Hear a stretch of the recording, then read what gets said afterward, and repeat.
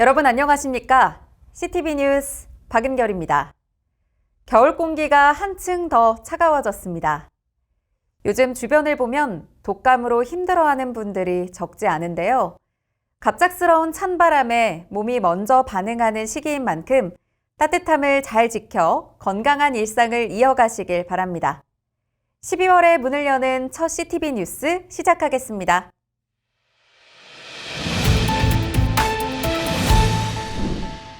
지난달 12일 열린 총회 정책협의회를 통해서 110회기 정책총회의 로드맵을 확정하고 실행 단계에 돌입했습니다. 이어 4일 전국 노회장 연석회의가 열렸습니다. 전국 노회와 함께 110회기 정책총회 사업들을 펼치기 위함입니다. 이날 회의에서 주요 정책 사업의 방향과 일정이 제시돼 눈길을 모았습니다. 특히 교회 종합지원센터와 기도와 전도 운동본부, 토마스 선교사 기념관 설립위원회의 사역은 전국 노회의 협력이 필요한 정책입니다. 박민균 기자가 보도합니다.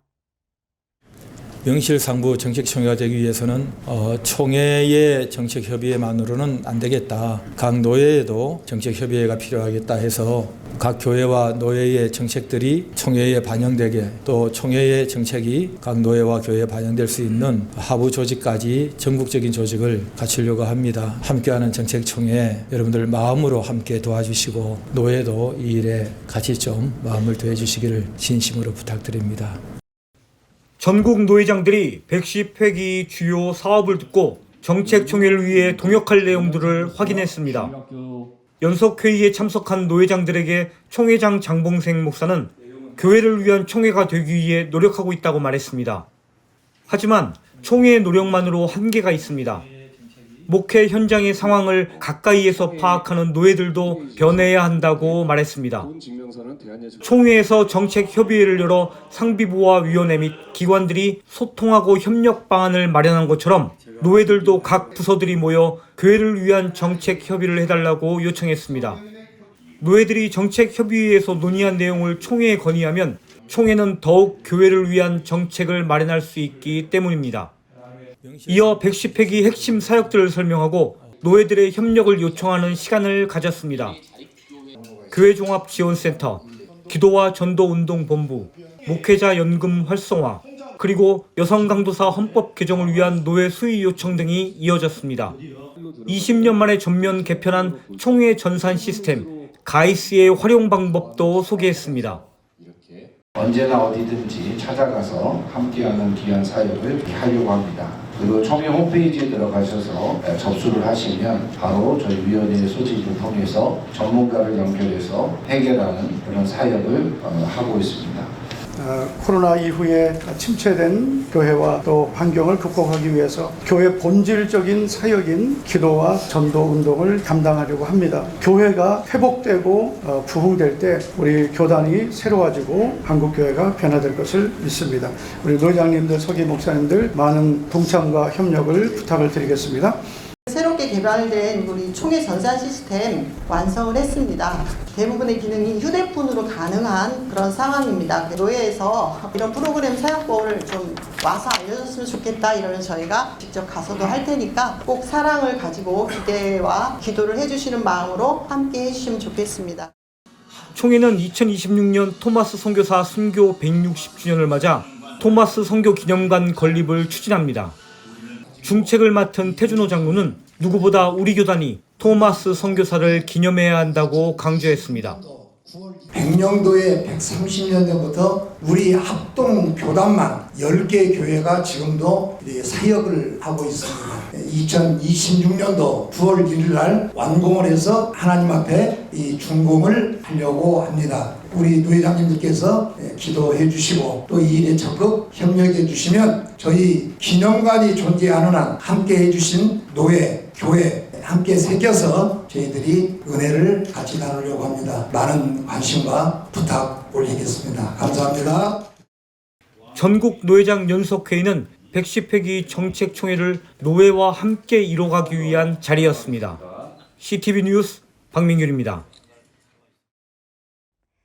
매년 겨울 군 장병 청년들에게 그리스도의 사랑과 따뜻한 위로를 전하는 사랑의 선물 손난로 전달식이 교단 군선교 관계자와 군목 등 현장 사역자들이 함께한 가운데 진행됐습니다. 사랑의 손난로는 군장병들이 혹독한 추위 속에서도 예수 그리스도의 변함없는 사랑을 느낄 수 있도록 돕는 것에 근본 취지를 갖고 있습니다. 또한 단순한 물품 전달을 넘어 복음이 필요한 장병들에게 예수 그리스도의 사랑을 효과적으로 전하는 전도 수단으로도 활용되고 있습니다. 정말 수고해 주시는 우리 군목 목사님들, 사역의 현장에 서 계시는 우리 모든 분들, 정말 이 따뜻하신 하나님의 이 마음을 가지고요, 우리 용사 한 사람 한 사람들을 정말 해 주시고, 그래서 손난로를 뛰어넘는 인생의 영원한 난로이신 살아계신 하나님을 만나는 거룩한 역사가 우리 종회의 이와 같은 사역들을 통해서 일어나기를 주님의 이름으로 소망합니다. 군목단 성동준 목사는 총회의 지속적인 관심과 사랑에 감사의 뜻을 전했습니다. 성 목사는 청년 선교의 핵심 현장인 군부대에 전해지는 손난로가 장병들에게 큰 격려와 위로가 된다고 밝혔습니다. 군선교의 열기가 현장이 많이 식어졌다고 하지만 저는 특별히 오늘 사랑의 손난로를 통해서 정말 다시 한번 군선교 현장이 뜨거워질 수 있도록 계속해서 이거 흔들어야 되거든요. 흔들려면 저희 군목 혼자는 조금 힘듭니다. 우리 총회 군선교부하고 우리 총회 군선교 지회에서 전국에서 또 열심히 또 도와주셔서 현장에서 더 치열하게 움직이면서 저희가 군선교 현장 더욱더 온기를 불어넣고 따뜻한 예수님의 사랑을 잘 전할 수 있도록 열심히 현장에서 달리도록 하겠습니다. 감사합니다. 충성! 약 2만 개 분량의 사랑의 손난로는 육해공군 해병대의 예하부대와 군인교회 22곳에 전달될 예정입니다. 온기가 15시간 지속되는 대용량 손난로가 혹한기 군장병들에게 따뜻한 위로가 될 것으로 보입니다.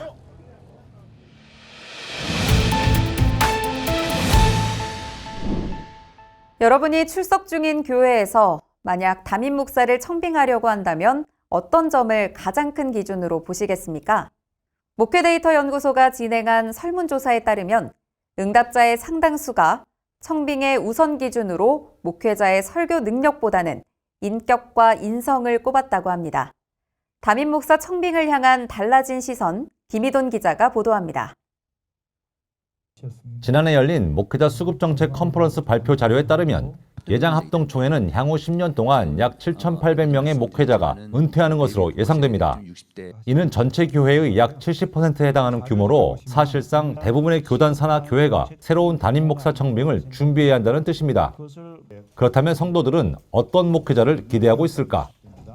목회데이터 연구소의 조사 결과는 이전과 확연히 달라진 기준을 보여줍니다. 담임 목사 후보 평가에서 가장 중요한 요소로 꼽힌 것은 성품과 인성이었습니다. 전체 응답자의 53%로 1위를 차지했습니다. 설교 능력은 5위권으로 밀려났습니다. 성도들은 설교 잘하는 목사보다 신뢰할 수 있는 목회자를 먼저 찾고 있습니다. 리더십 유형도 달라졌습니다. 수평적 리더십을 원한다는 응답이 81%인 반면 카리스마형 리더십은 13%에 그쳤습니다. 성도들은 권위적 지도자보다 함께 소통하는 관계형 지도자를 선호했습니다. 학력에 대한 기준도 크게 완화됐습니다. 성도의 79%가 학위는 상관없다고 답했고 박사 학위를 요구한 비율은 11%에 불과했습니다. 또 대형교회에서의 목회 경험이 필요하다는 의견은 13%에 불과했습니다. 새 담임 목사에게 바라는 우선 과제로는 교회의 전통 계승보다 새로운 변화와 발전을 이끌어달라는 응답이 69%로 압도적이었습니다. 성도들이 새로운 리더십을 통해 교회 체질을 바꾸고 활력을 회복하길 기대하고 있음을 보여줍니다. 한편 청빙 과정에 대해서도 투명성과 공정성을 가장 중요한 가치로 꼽았습니다. 성도들은 새로운 목사님에 대해서 과거 전통을 유지하는 목사님보다 새로운 변화를 원했습니다. 이분이 어떤 목회 철학을 갖고 있는지, 우리하고 얼마나 소통하는지, 이런 요인들이 설교력보다 더 중요했다는 게 이번에 큰 발견상이었습니다. 향후 10년 대규모 리더십 전환기를 맞고 있는 한국 교회는 설교 중심, 카리스마 중심의 시대를 지나 성품과 소통, 관계와 변화를 중심으로 하는 새로운 목회자 청빙의 기준이 자리 잡고 있습니다. CTV 뉴스 김희돈입니다. 다음 주 교단의 주요 일정입니다.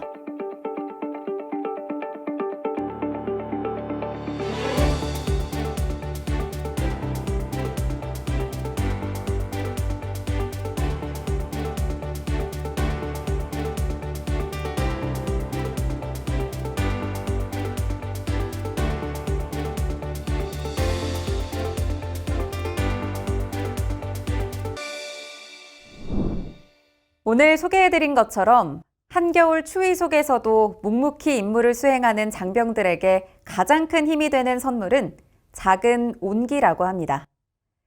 핫팩이라 불리는 손난로 하나만으로도 체감 온도가 최대 20도까지 높아진다고 하는데요. 결국 영하의 날씨를 녹이는 힘은 비싸거나 특별한 것이 아니라 사소해 보이지만 마음이 담긴 따뜻한 배려인 것 같습니다. 작지만 정성이 담긴 위로가 사람들에게 오래도록 남는다는 사실을 기억하는 여러분 되시기 바랍니다. 이상으로 CTV 뉴스 마치겠습니다. 다음 주에는 더욱 반가운 소식으로 돌아오겠습니다. 고맙습니다.